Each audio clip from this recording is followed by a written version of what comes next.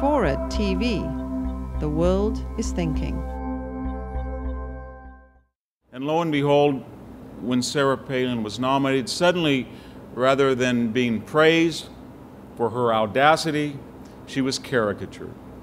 I never thought that I'd see the Atlantic magazine brand used by Andrew Sullivan on his blog to suggest that her Down syndrome child was not her own, and that actually her teenage daughter delivered that child. That was all over the so-called blogosphere for weeks. I never believed that the son of a Democratic legislator would tap into her email. I never believed that the icons of the feminist movement, Nancy Pelosi, Campbell Brown, Eleanor Clift, Andrea Mitchell, I could go on, demonized her as a sort of simplistic Marge Gunderson from Fargo, forgetting that Marge Gunderson is the hero of Fargo, despite her funny accent in that Coen brothers film.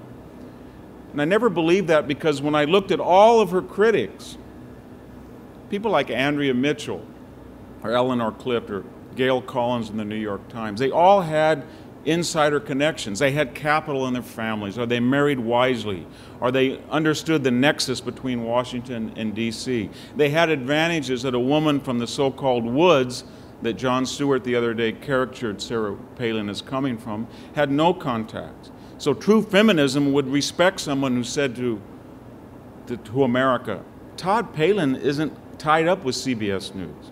My father was not a wealthy man like Nancy Pelosi's father, or our husband, or a politician. I had nothing going for me. I had no money, I had no contacts, I had no capital, I had no instruction, I had no mentors. But out of sheer willpower and audacity, I took on the Old Boy Network, and I succeeded. And that's worthy of praise rather than condemnation. And that didn't happen because it reminded us that feminism was not what my mother had taught me. It had become something else, a doctrinaire take on the world with a definite political agenda.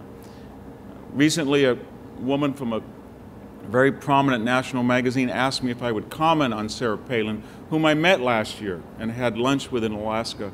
And believe me, I learned a great deal from her, especially on energy policy, when she turned to me and said, why is it ecologically unsound for us, the most careful ecological stewards in the world, to drill out of Alaska when we don't really care that we get oil from Kenya or Russia and they desecrate the environment to get it to us? It seemed to make perfect sense to me.